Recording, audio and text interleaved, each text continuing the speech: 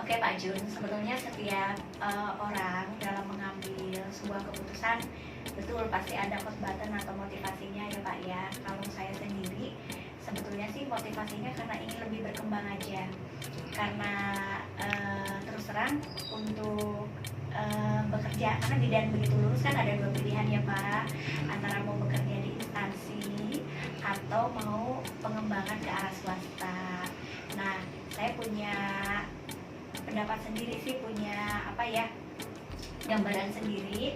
Kalau saya misalnya bekerja di satu instansi atau layanan kesehatan, mestinya kan saya hanya mengikuti sistem yang ada di tempat layanan tersebut.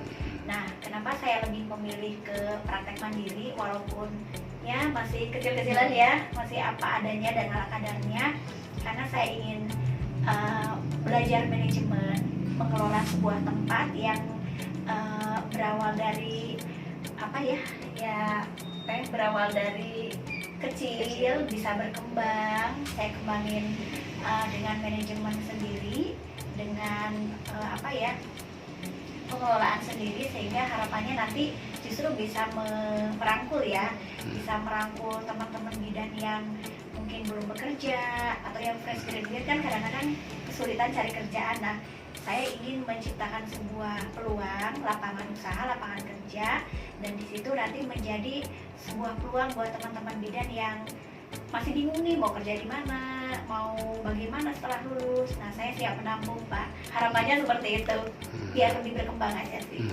Lantas ini berdiri sudah berapa tahun Bu untuk praktek mandiri ini Bu? Nah Pak, kalau berdirinya mulai dari April 2011. Dulu saya tempatnya masih di daerah Tegal Asri, Tegal Kemulian. Cuman karena lokasinya memang kurang strategis di dalam perumahan, alhamdulillah saya ada rezeki ya. Kita ada rezeki dapat tempat di sini. Jadi yang di sana kita jual untuk beli di sini. Alhamdulillah dari 2019 kita ada di sini. Jadi kalau praktek sebetulnya udah dari 2011. Merintis ya. Boleh tahu nggak Bu, ini untuk sampai dengan saat ini mungkin Ibu bisa ngerekrut bidan berapa orang yang ikut kerja di sini? Nah, alhamdulillah. Dari dulu yang saya lakukan jalankan sendiri, kemudian saya sempat dibantu satu tim, dan karena memang saya nggak bisa gaji waktu itu, jadi tim saya cuma keluar masuk sampai alhamdulillah saat ini saya dibantu 6 orang bidan, 1 ahli farmasi, dan 1 tenaga fisioterapi. Jadi total yang bergabung menjadi tim saya ada 8 orang, 9 dengan saya. Ibu, gini Bu, ini kan banyak lulusan bidan yang justru motivasinya kapan sih bisa jadi ASN, terus kapan sih minimal P3K. Kok Ibu sendiri malah milih kayak gini untuk bidan mandiri? Itu sebetulnya alasan utamanya apa sih Bu? Nah, alasan utama sebetulnya kita balik lagi ke undang-undang. Nah, di mana dalam undang-undang kebidanan nomor 4 ya, undang-undang nomor 4 tahun 2019 diatur bahwa bidan ini boleh mendirikan praktek mandiri. Nah, jadi sebetulnya alasan utamanya karena ada regulasi itu, ada undang-undang itu. Jadi undang-undang itu seakan-akan memberikan kekuatan, support, motivasi buat saya pribadi bahwa jadi bidan tuh nggak harus jadi PNS loh. Dalam undang-undangnya ada gitu loh Pak Jun. Dalam Permenkesnya juga ada bahwa hak bidan, wewenang bidan, tanggung jawab bidan itu diatur semua dalam Permenkes, dalam undang-undang. Bahwa kita tuh ada sisi lain yang mungkin bisa jadi ke arah pengusaha kalau menurut saya. Ya, jadi bidan bisa menjadi pengusaha dalam praktek kebidanan. Bidan itu boleh membuka klinik. Jika ada modal yang besar, boleh juga bidan punya rumah sakit. Karena ada beberapa senior kami yang memang sudah punya rumah sakit, seperti Afdila, yang Bu Listiori itu bidan basicnya Pak. Nah, makanya ketika kita melihat figur-figur yang sudah lebih berhasil sebelumnya, kita jadi lebih termotivasi lagi. Balik lagi ke undang-undang bahwa bidan itu diperbolehkan untuk praktek mandiri, menjadi pengusaha, tapi dengan syarat-syarat tertentu. Di antaranya ilmunya harus mumpuni, kita harus kuliah lagi, bukan hanya S1 tapi harus berpendidikan profesi. Kemudian syarat tempatnya harus sesuai standar praktek bidan, peralatannya harus terstandar praktek bidan. Kemudian untuk praktek mandiri bidan juga sertifikat karena legalitas ya, menolong persalinan harus ada legalitasnya, pelayanan KB harus ada legalitasnya, seperti itu Pak. Boleh praktek sesuai dengan standarnya. Jadi alasannya di situ ada undang-undang yang mengatur dan saya jadi semangat Pak. Oke. Gitu. Lantas untuk praktek mandiri bidan Farida ini selain persalinan apa aja Bu yang dilakukan sini Bu? Nah ini balik lagi ke peran dan fungsi bidan Pak.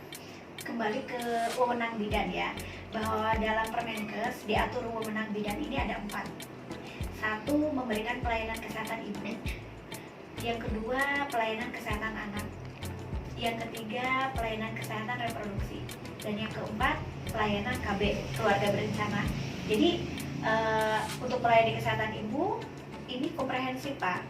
Mulai dari wanita ini mungkin beranjak dewasa ya, remaja terkait menstruasi awalnya, kita juga memberikan edukasi pelayanan. Kemudian ibu menikah, kehamilan, calon pengantin, hamil, bersalin, nifas, bahkan sampai lansia. Jadi ini banyak sekali pelayanannya di dalamnya karena asuhan kami komprehensif. Seperti itu yang pertama.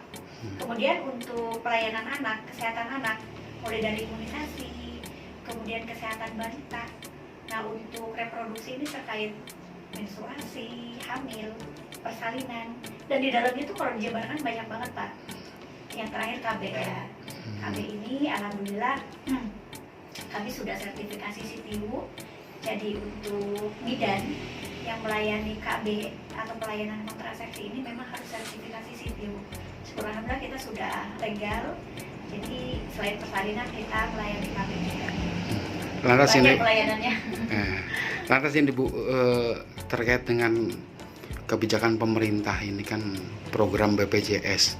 Sekarang kan masyarakat umum pun ada yang melalui dari pemerintah. Ya, di sini melayani BPJS enggak sebenarnya? Nah, baik Pak. Syukur alhamdulillah kita sudah dari tahun 2020 kalau tidak salah sudah MOU dengan BPJS melalui jejaring klinik PKU Muhammadiyah. Nah, disitulah sebagai bidan kita itu tidak berjalan sendiri Pak. Jadi bidan itu bisa menjadi mitra, jadi jejaring, baik itu dengan laboratorium, dengan klinik, bahkan dengan dokter.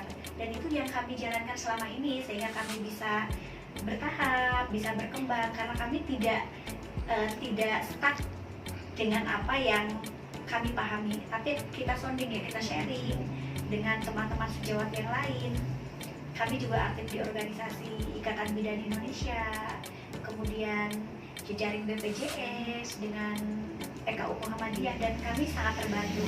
Kita mutualisme Pak. Artinya untuk persalinan kita sudah BPJS. Gitu. Lantas boleh tahu nggak Bu untuk rata-rata di praktek mandiri ini sebulannya berapa yang Ibu bersalin di sini? Boleh dikalkulasi rata? Pertanyaannya luar biasa ya. Alhamdulillah kalau boleh kita sharing, 1 bulan kita masih di atas 15 Pak. Walaupun kita udah dekat rumah sakit, ibaratnya rumah sakit jauh lebih mumpuni, jauh lebih lengkap, fasilitasnya lebih bagus, tapi saya berterima kasih dengan kepercayaan masyarakat sekitar. Bahkan ada yang jauh juga ya, dari Kabupaten, Ujung Manik, kemudian dari Adipala, udah banyak yang kesini, dan ini tidak lepas dari izin Tuhan dan kepercayaan masyarakat. Mungkin berkat BPJS juga kita 1 bulan masih bisa di atas 15 sampai 20, kadang lebih gitu. Puji syukurnya gitu Pak. Lantas gini Bu, agar masyarakat percaya terhadap praktek mandiri ini, apa sih yang dilakukan Bu sama Ibu Bu? Agar percaya, pastinya kan ada beberapa hal ya. Kepercayaan masyarakat itu bukan hanya dari ilmu. Nah, mungkin kalau boleh saya sharing sih, yang pertama dari ilmu bidannya dulu. Sehingga, nah saya sekalian sharing ini dengan teman-teman bidan ya di luar sana, bahwa sekarang regulasinya memang mau tidak mau bidan harus kuliah lagi Pak. Harus profesi minimal. Dan info bagusnya ya, di Universitas Al-Irsyad Cilacap, UNAID sudah ada pendidikan S1 bahkan profesi kebidanan. Nah, tujuannya apa? Bisa menjawab harapan masyarakat. Karena kalau hanya mengandalkan, maaf ya, dari kita lulusan D3 yang sebelumnya, kita akan ketinggalan jauh Pak. pasien saya sudah banyak yang kelasnya dokter S3. Kalau saya mentok di D3 sepertinya kurang balance.